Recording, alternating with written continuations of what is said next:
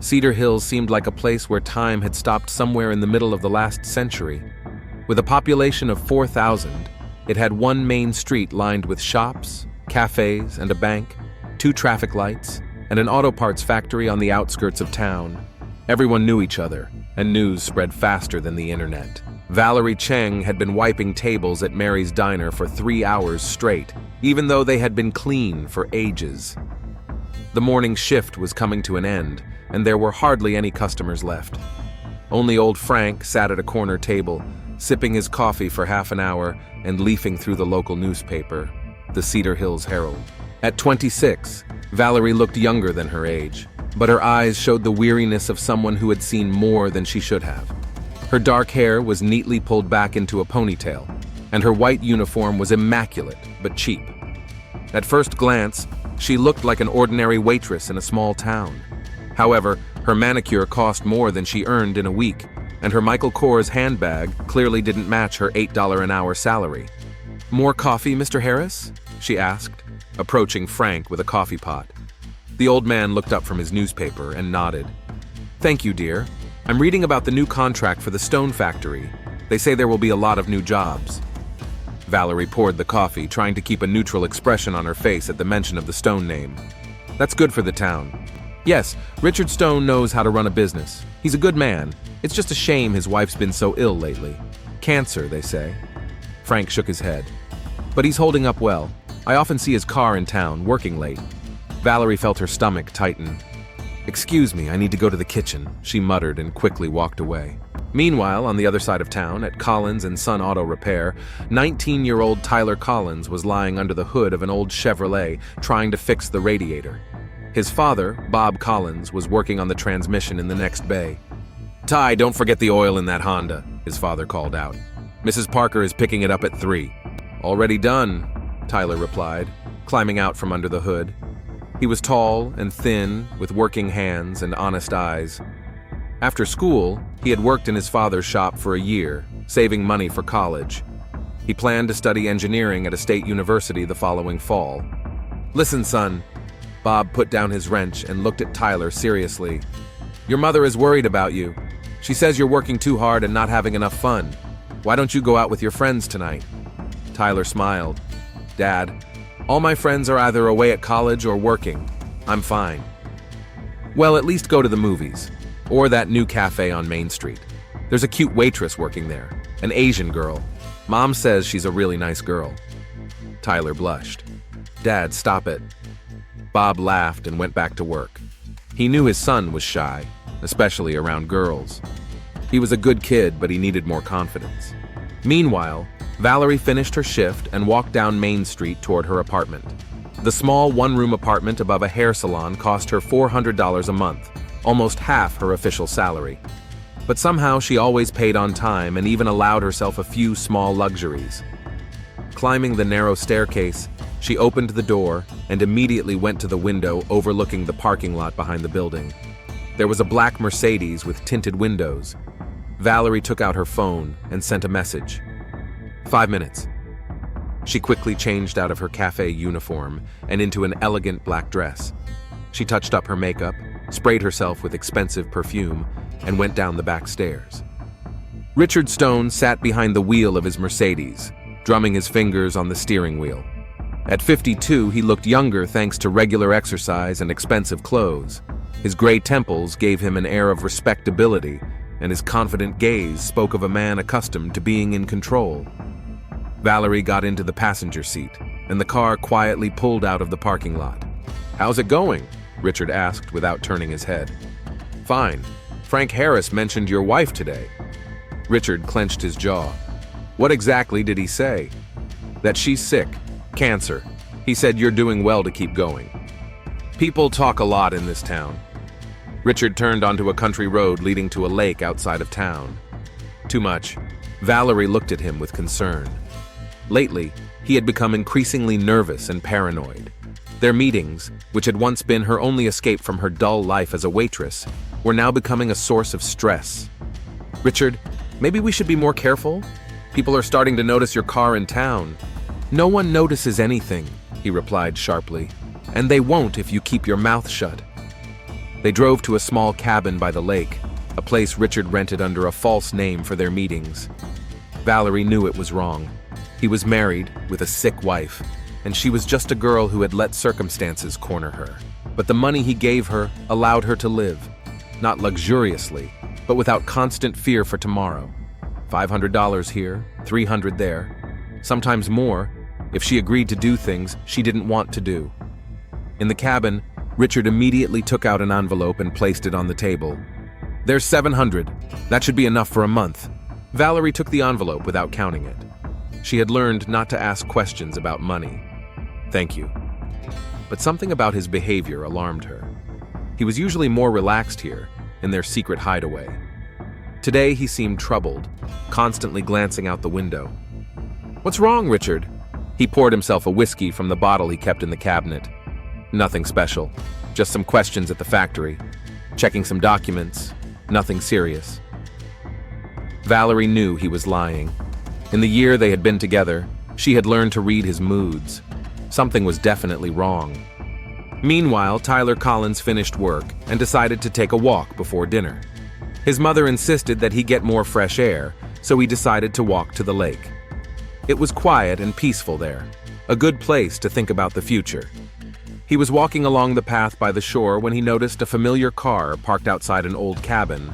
It was a black Mercedes with local license plates. Tyler stopped, wondering. The car was definitely expensive, not the kind you often saw in Cedar Hills. Curiosity got the better of him, and he cautiously approached. Through the slightly open curtains, he could see the silhouettes of two people inside, a middle-aged man in an expensive suit and a young woman. Tyler couldn't make out their faces, but something about the scene seemed familiar. Suddenly, the man turned toward the window, and Tyler quickly stepped back behind a tree. His heart was pounding. He didn't want to be caught peeping, but in that brief moment, he recognized the face. Richard Stone, the owner of the factory where half the town worked, a married man with a sick wife, and the woman Tyler squinted, trying to remember. Dark hair, slim figure. Where had he seen her before? And then it dawned on him. The waitress from Mary's Cafe, the pretty Asian girl his father had mentioned. Tyler cautiously backed away from the shack and quickly walked home. Thoughts swirled in his head. What had he just seen? An affair? But why here in this abandoned shack? At home, during dinner, his mother noticed his distraction. "You seem strange today, Tyler. Is everything okay?" Judy Collins was an experienced nurse at the local hospital. 45 years of working with people had taught her to notice when something was wrong.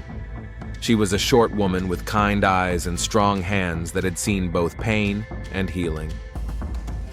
"Everything's fine, Mom. I'm just tired." Bob Collins looked at his son intently. "Maybe you should take tomorrow off? I can manage at the workshop."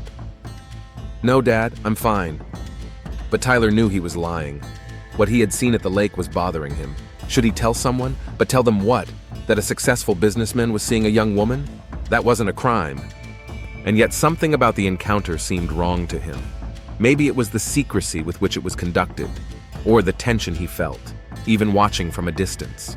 That same night, Valerie lay in her bed, staring at the ceiling. $700 lay in her purse, but she felt worse than ever. Her relationship with Richard had gone too far, and she didn't know how to get out of it. When she first met him a year ago, he seemed like a gentleman. Dinner at an expensive restaurant in a neighboring town, interesting conversation, the attention she so desperately needed. He said his marriage was long dead, that his wife didn't understand him. Clichés she wanted to hear. The money came later, at first as gifts, a new dress, her apartment bill paid, then as direct payments. Somewhere along the way, she stopped being the woman he admired and became a service he was buying. And now his wife had cancer, and Valerie felt even worse. She didn't want to be the woman who destroyed families. But she couldn't imagine going back to living on a waitress's salary. Tomorrow, she would talk to him. She would tell him they had to end it. She would find a way to survive on her own. But deep down, she knew it wouldn't be easy. Richard Stone wasn't a man who let go easily of what he considered his. The next morning began with a fog that thickly enveloped Cedar Hills.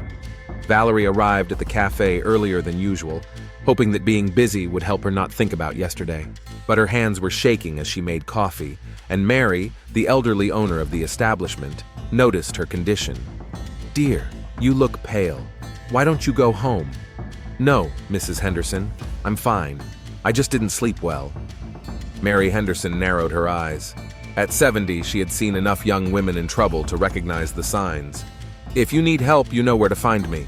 At 8 o'clock, Tyler Collins walked into the cafe. He had never eaten breakfast there before, preferring his mother's home cooking, but today he needed to see the woman from the shack. To make sure he wasn't mistaken, Valerie approached his table with a notepad in her hands, and Tyler knew immediately that it was her. The same dark hair, the same features. Only now, in the daylight, he could see the fatigue in her eyes and the tension in her movements. "What would you like to order?" she asked without looking up. "Coffee and eggs, please." Tyler studied her face, trying to figure out who this woman was. She looked like an ordinary waitress, but he knew he had seen her with one of the most influential people in town. Valerie brought their order and was about to leave, but Tyler stopped her. "Excuse me, are you Valerie? I heard you being called that." She looked at him warily. "Yes, and you are?" "Tyler Collins. I work at my father's auto repair shop. Nice to meet you." She tried to leave, but he continued. "It's beautiful around here, isn't it? Especially the lake. I go there often." Valerie froze. Something in his tone made her look more closely at the young man. "The lake?" "Yeah, I was walking there last night. It's a quiet place. Although there are other people there sometimes." Valerie's heart began to race. Had he seen them? "I don't know what you're talking about." Tyler nodded, but his eyes told a different story. "Of course, I'm just saying it's a popular place to meet." After that conversation, Valerie couldn't concentrate on her work. The young mechanic definitely knew something. The question was what he was going to do about it. During her lunch break, she sent Richard a message. "We need to meet. Urgent." The reply came quickly. "Not now. Too dangerous during the day." "It's important. Someone might have seen us." A long pause, then, "Parking lot behind the hospital. In an hour." Valerie asked Mary to let her leave early, citing a headache. The truth was that her head was splitting from the stress. Richard was waiting for her in his Mercedes in the hospital parking lot, but this time he was clearly agitated. His suit was perfectly pressed, but his hands were nervously clenching the steering wheel. "What did you say? Who saw us?" Valerie got into the car and told him about her conversation with Tyler. With each word, Richard's face grew darker. "Collins? The son of Bob Collins? The mechanic?" "I think so." "Damn it!" Richard slammed his fist on the steering wheel. "That's all we needed. Maybe he won't say anything. He seems like a nice guy." Richard turned to her with a cold stare. "Nice guy? Valerie, do you realize what's at stake? My reputation, my business, my family." "Your family?" Valerie felt a stab in her chest. "What about me? What about my reputation?" "Your reputation?" Richard sneered. "Darling, you have no reputation to lose. You're nobody in this town." The words hit her like a slap across the face. Valerie was silent for a few seconds, realizing how low she had fallen in his eyes, and perhaps in her own. "I want to end this," she said quietly. "What?" "Us. These meetings. Everything. I can't do this anymore." Richard studied her face. "And how do you plan to live? On your $8 an hour?" "I'll find a way." "Don't be naive, Valerie. You're used to the good life, to the money I give you. You won't last a month." She knew he was right, but her pride wouldn't let her agree. "It's my choice." "No," Richard said firmly. "It's not your choice. Not now. Not when that boy could ruin everything." "What do you mean?" Richard started the engine. "I mean, we need to make sure Tyler Collins keeps his mouth shut. By any means necessary." Valerie felt a chill in her stomach. "Richard, you can't. I'll do whatever it takes to protect what's mine, including you." He dropped her off at the cafe and drove away, leaving Valerie standing on the sidewalk in a daze. What was he going to do? And what did he mean by "what's mine"? Tyler was working in his workshop, but his mind was elsewhere. His conversation with the waitress had confirmed his suspicions. There was something going on between her and Richard Stone. But what exactly? "Son, you seem distracted today," Bob remarked as he emerged from under the hood of the truck. "Maybe you should take the day off?" "Dad, do you know anything about Richard Stone?" Bob raised his eyebrows. "Stone? Well, he's a factory owner, a good customer. He sometimes brings his Mercedes in for a checkup." "Why?" "Just curious. What kind of guy is he?" "Rich, influential. His wife's sick, I hear. Why do you ask?" Tyler shrugged. "Just curious." But Bob knew his son. "Tyler, if you're having problems with one of the rich guys in this town, you'd better stay away. People like that don't like to be messed with." That evening, Tyler decided to take another walk to the lake. Maybe he would see something else that would help him understand the situation. Or maybe he would just confirm that yesterday had been a fluke. But when he approached the cabin, it was empty. No cars, no people. Just silence and the lapping of water against the shore. Tyler walked around the cabin, thinking. The place was clearly lived in. Clean windows, fresh tire tracks on the driveway. Someone came here regularly. He looked through the window and saw furniture inside, bottles of alcohol on the table, a bed in the corner. Definitely not just a place for fishing. Suddenly, he heard the sound of an approaching car. Tyler quickly hid behind the trees and saw a familiar black Mercedes. But this time, Richard Stone was alone. The man got out of the car and looked around, as if checking to see if anyone was following him. Then he entered the cabin and turned on the light. A few minutes later, a second car arrived, an old Toyota. Valerie got out, but she looked completely different from how she had looked in the cafe that afternoon. Her movements were tense, her gaze alert. Tyler cautiously crept closer. Through the window, he could see them talking, but he couldn't hear what they were saying. The conversation was clearly serious. Richard was gesturing wildly, and Valerie was shaking her head. Then something happened that made Tyler clench his fists. Richard grabbed Valerie by the wrist, quite roughly. She tried to pull away, but he held her tight. Tyler instinctively took a step forward, ready to intervene, but then Richard let her go. Valerie rubbed her wrist and said something to him. The man took an envelope out of his pocket and threw it on the table. Valerie looked at the envelope, then at Richard. She said something, took the envelope, and headed for the exit. Tyler realized he had to leave before he was noticed. He cautiously backed into the woods, but tripped over a root and fell, crunching loudly on dry branches. The sound echoed in the silence. Tyler froze, his heart pounding in his throat. A second later, the door of the hut swung open and Richard Stone stepped outside, peering into the darkness. "Who's there?" he shouted. Tyler lay motionless, trying to breathe as quietly as possible. Richard took a few steps toward him, but the thick undergrowth hid the young man. "Probably just an animal," Valerie said from the doorway. Richard stood there for a moment, then returned to the cabin. Tyler heard them talking in hushed voices, then the sound of car doors closing. Only when the sound of the engines had completely faded did Tyler dare to stand up. His hands were shaking, not from the cold, but from the realization of what he had just seen. Whatever was going on between these two people, it was more than just a fling.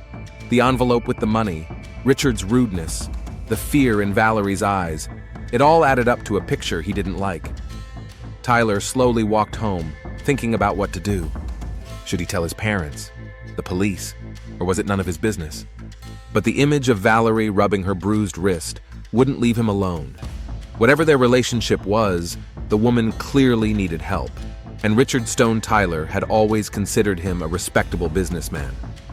But what he had seen today showed a completely different side to this man. Tyler made a decision.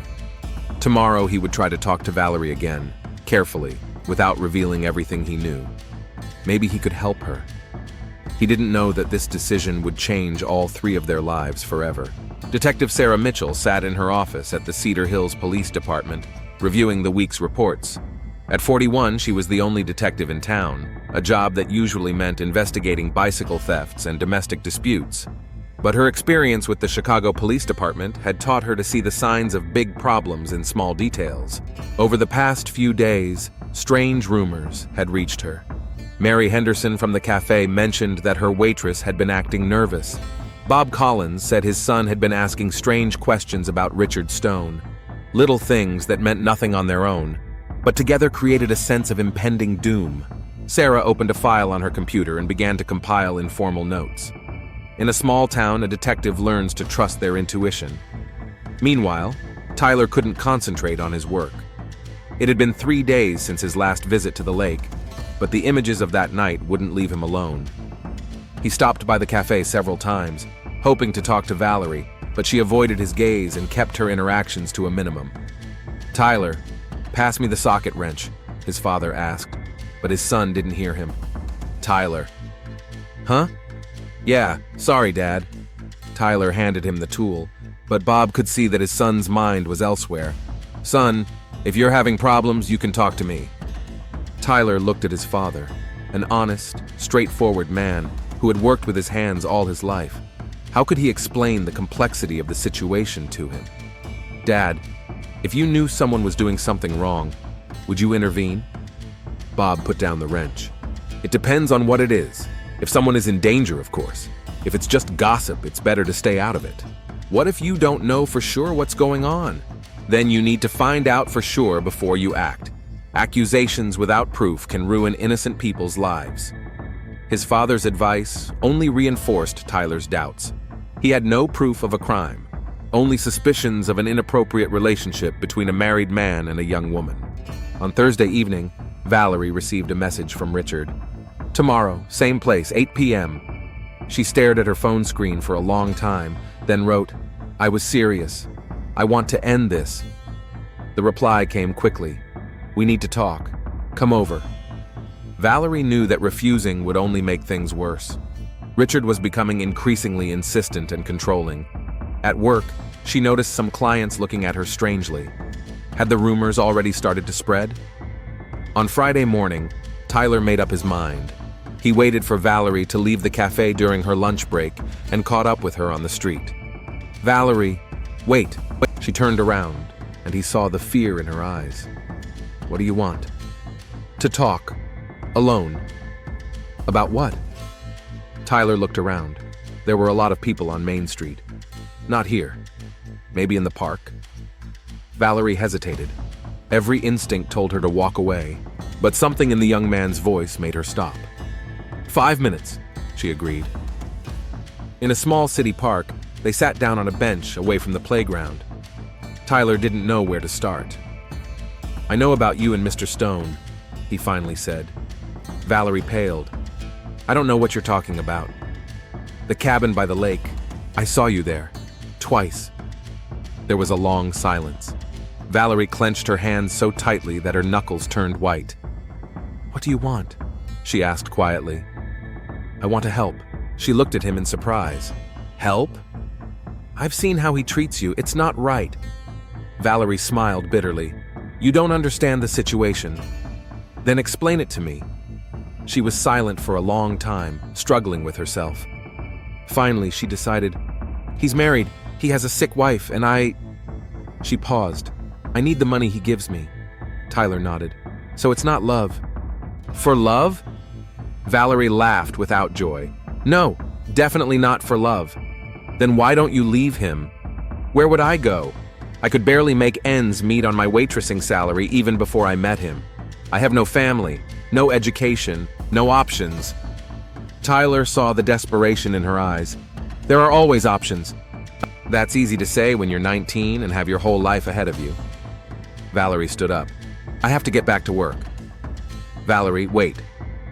Tyler stood up too. "If you need help, if the situation gets dangerous, I can—" "You can what? Drop out of college and support me?"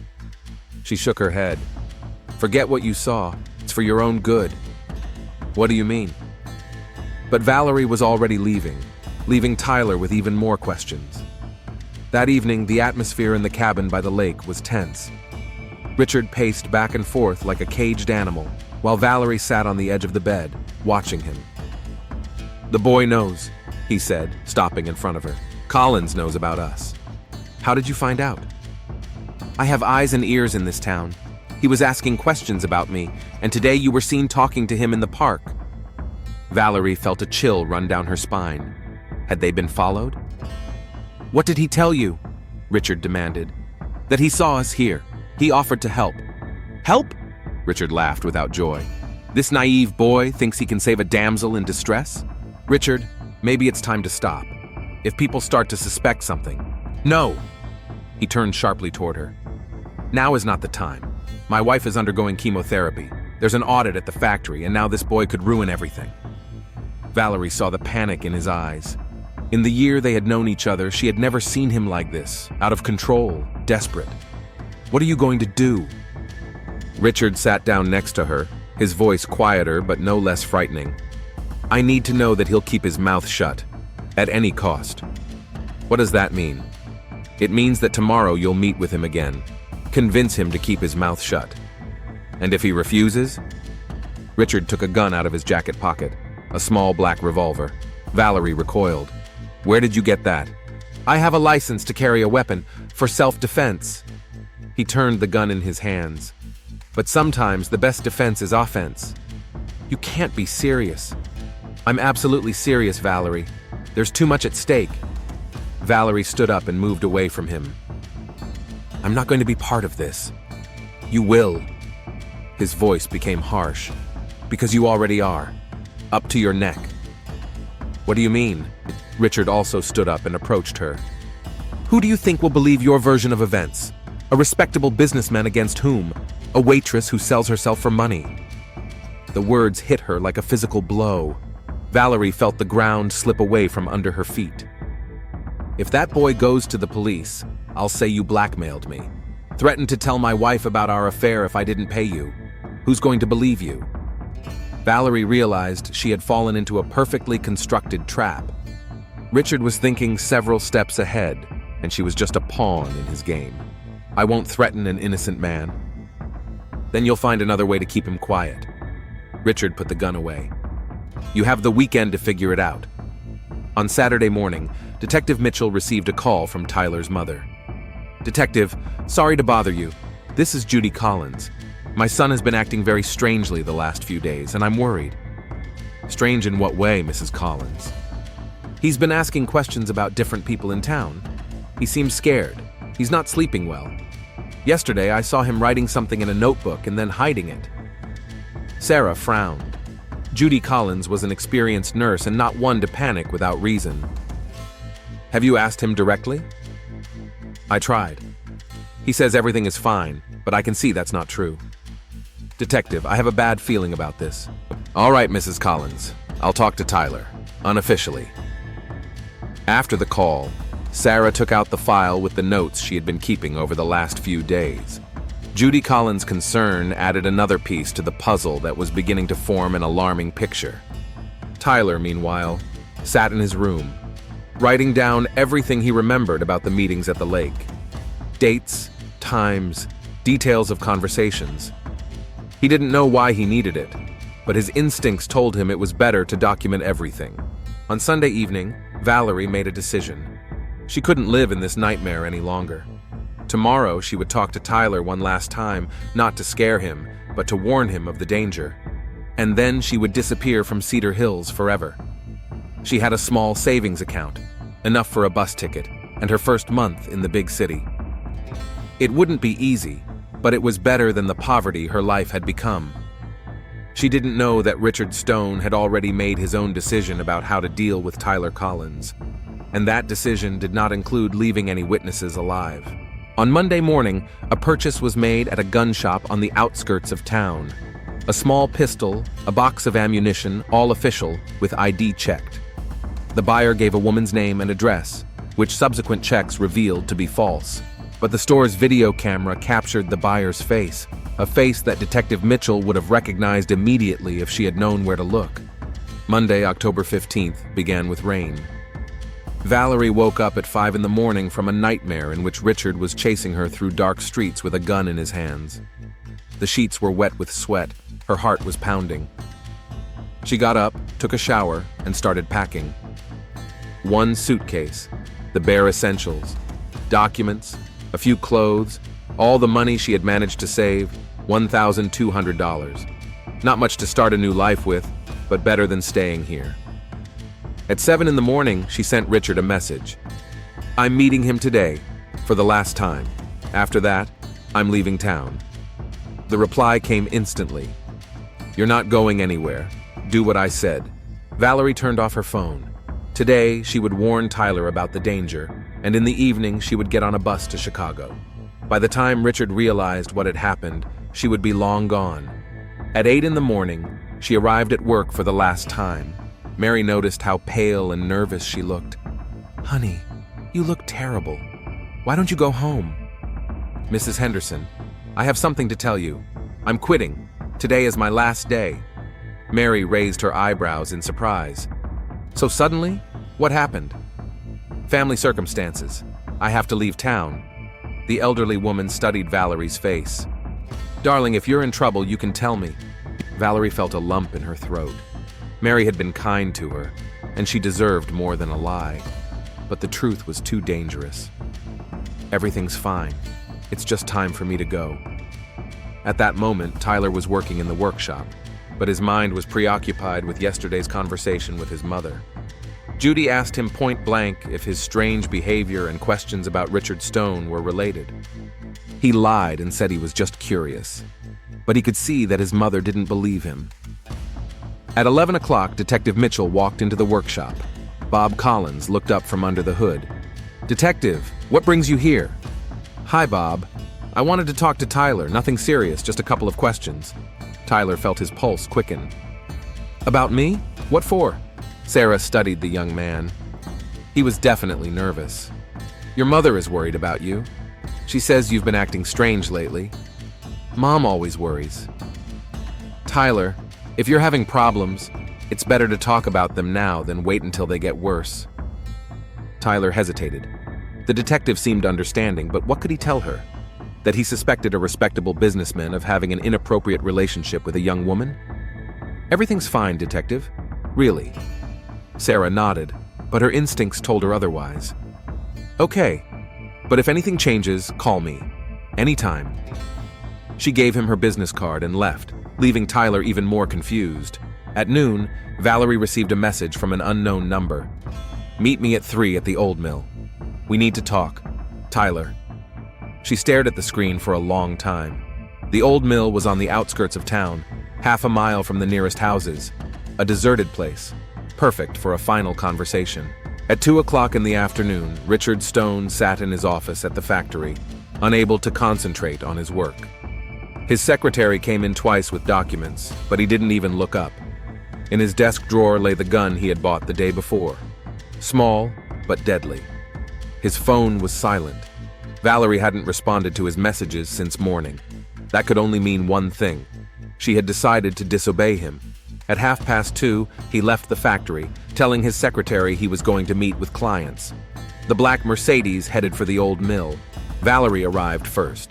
The abandoned mill stood by a small stream, its roof partially collapsed, its walls covered in graffiti. Once the heart of a small rural community, it was now just a ruin of the past. She parked her Toyota and got out, looking around. The rain intensified, and she pulled the hood of her jacket over her head.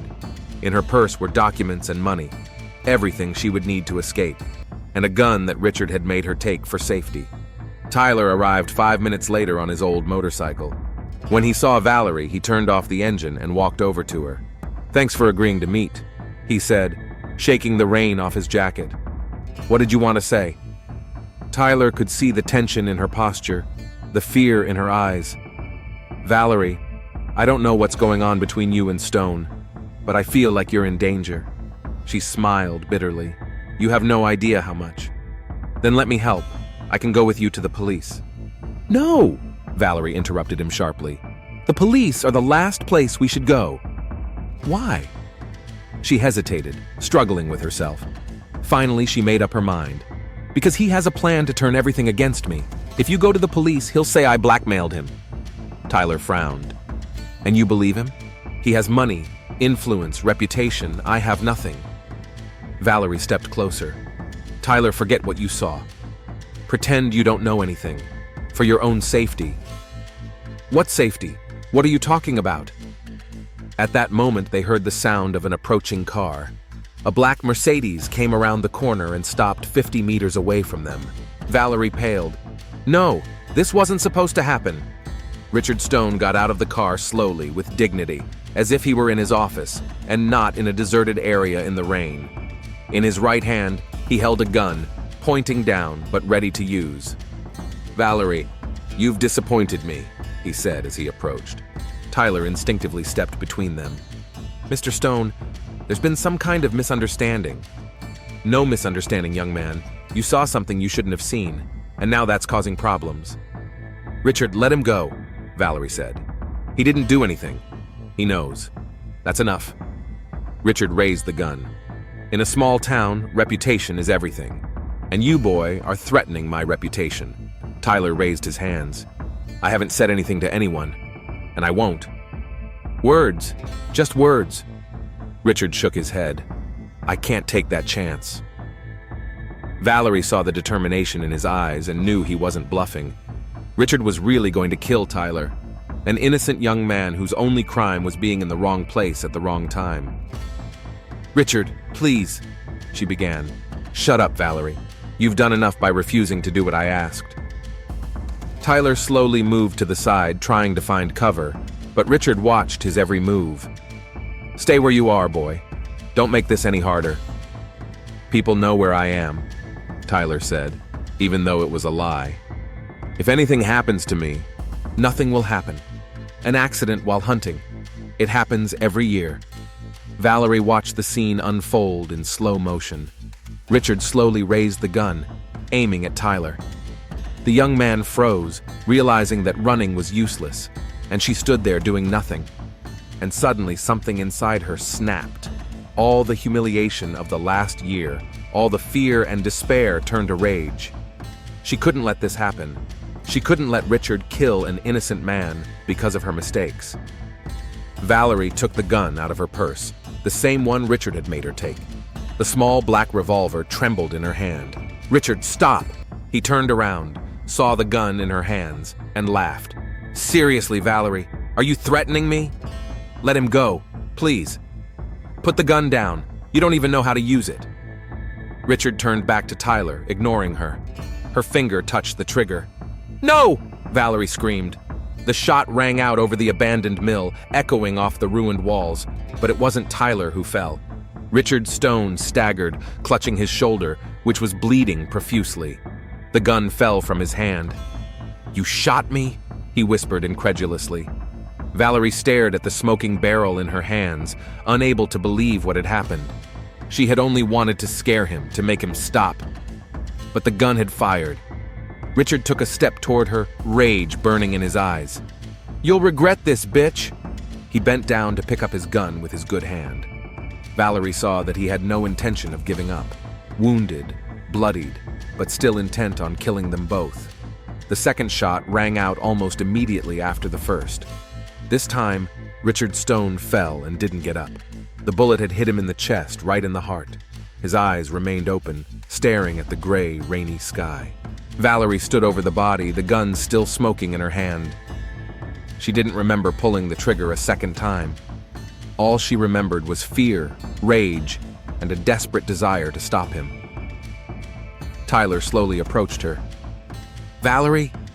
She looked up at him, her eyes empty and shocked. "He was going to kill you." "I know. Is he dead?" Tyler carefully approached Richard's body and checked his pulse. "Yes." Valerie sank to her knees beside the body. The rain washed the blood from the dead man's face, and he looked almost peaceful. "What happens now?" she whispered. Tyler looked at her, then at the body, then at the two guns lying in the mud. His mind raced, trying to make sense of what had happened. "We have to call the police.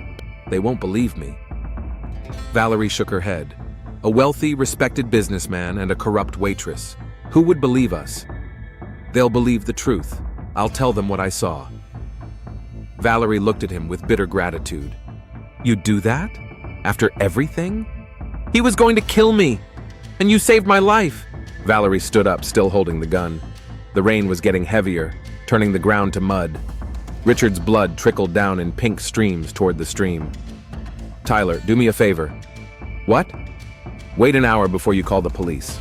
Give me time to get away." "Valerie, running will only make things worse." "If I stay, it'll be worse anyway." She handed him the gun. "Tell them I killed him in self-defense, protecting you. It's the truth." "What about you?" Valerie was already walking toward her car. "I'll find a way to survive, I always have." Tyler watched her get into her Toyota and drive away, leaving him alone with Richard Stone's body and 2 guns.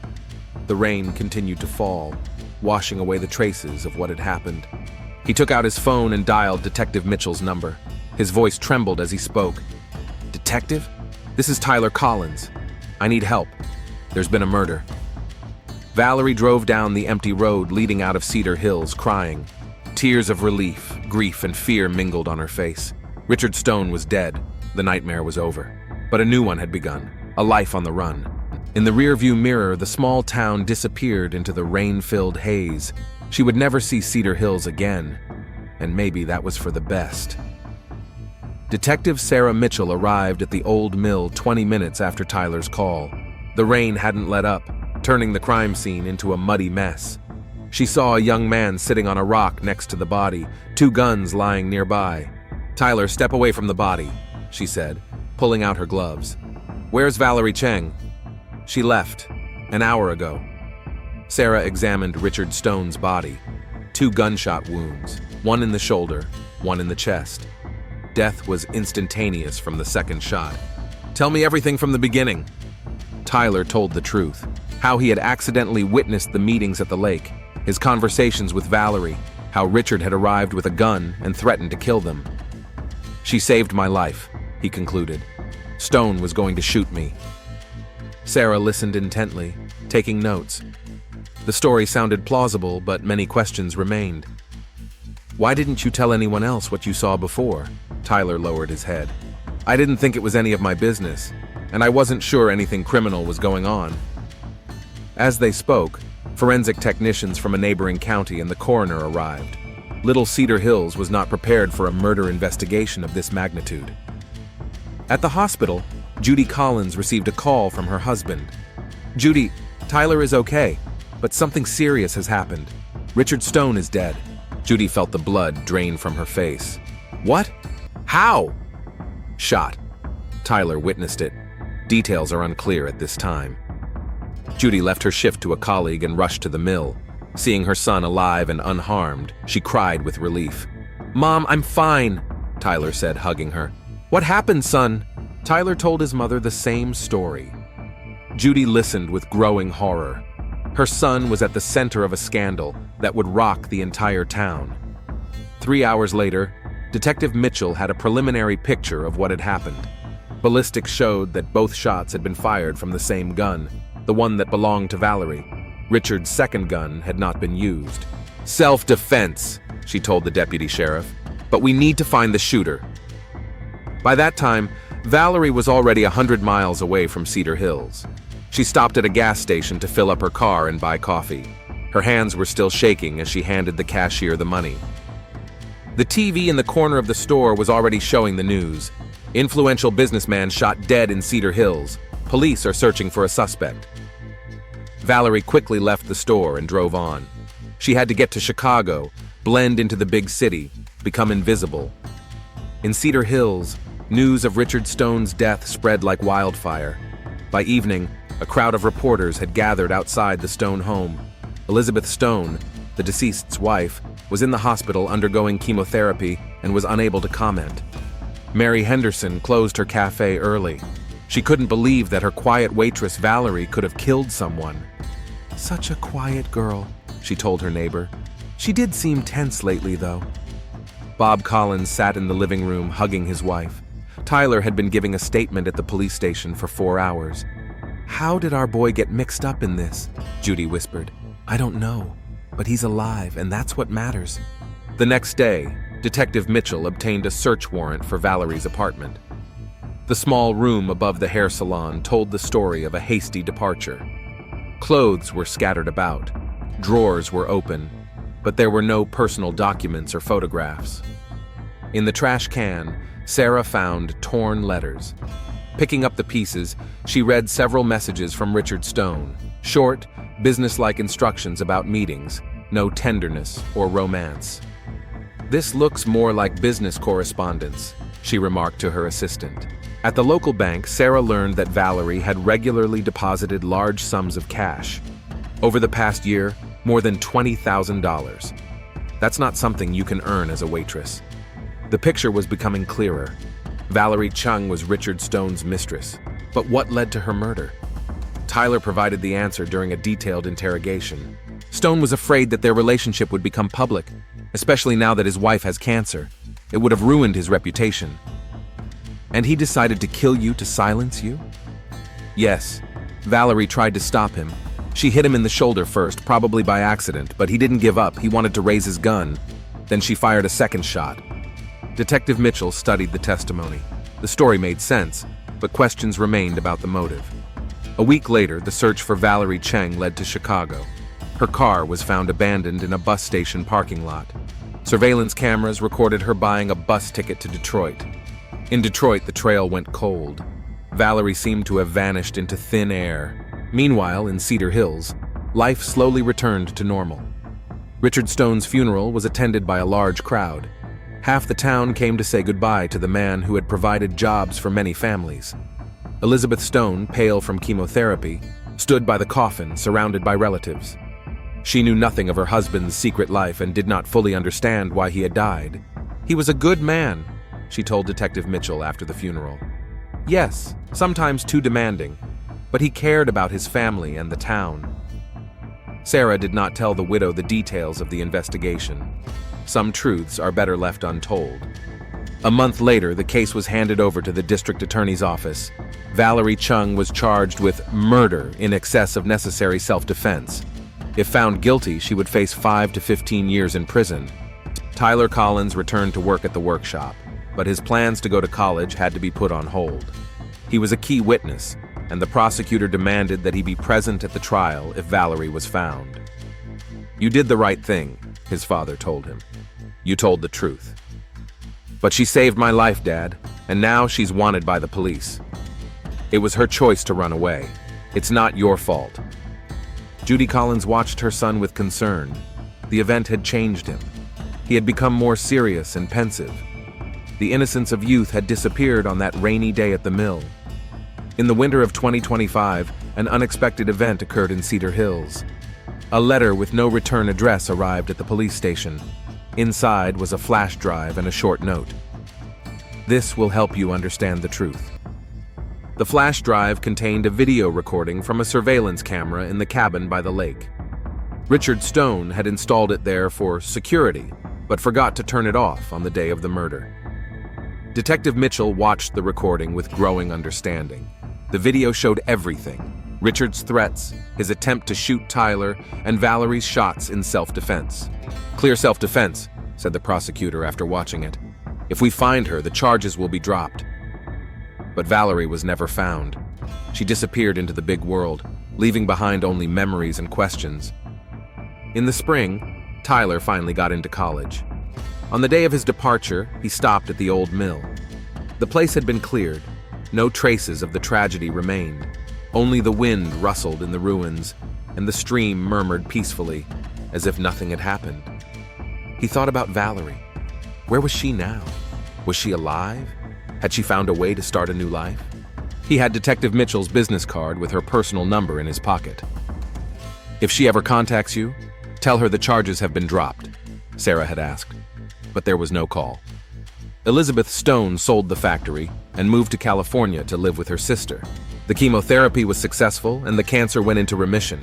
She never found out the whole truth about her husband's death, and perhaps that was for the best. Mary's Diner hired a new waitress, a local girl from a farming family. Mary Henderson sometimes thought about Valerie and wondered what had become of her. Detective Mitchell transferred to the big city police department.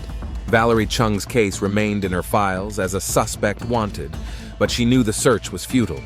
The woman did not want to be found. A year after the tragedy, Tyler received a letter with no return address. Inside was a postcard with a view of the Pacific Ocean and a short note.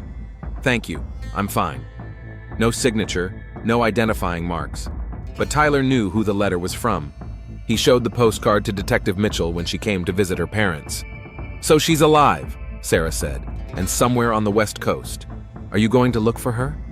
Sarah shook her head. The case is closed. She's no longer officially a suspect. Tyler put the postcard in a desk drawer next to his college textbooks.